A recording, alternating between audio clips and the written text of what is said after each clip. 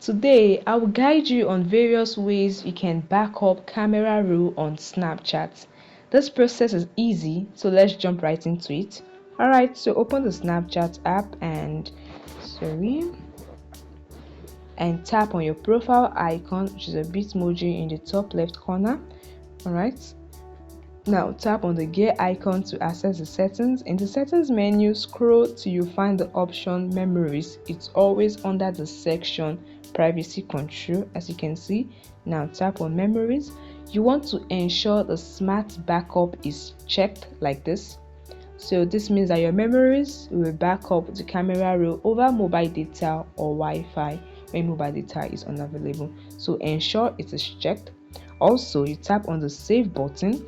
Ensure memories and camera roll is check marked. If it's only memories, tap on memories and camera roll. So your memories will be saved to the camera roll. Your videos will be saved to your memories. Your memories will be back up to your camera roll. Alright, go back now. Tap on auto save my story snaps and tap on auto save. If it's in don't auto save, you tap on don't auto save, and your stories will auto save to your memories, and your memories, which is backup to your camera rolls, will in turn be in your camera roll.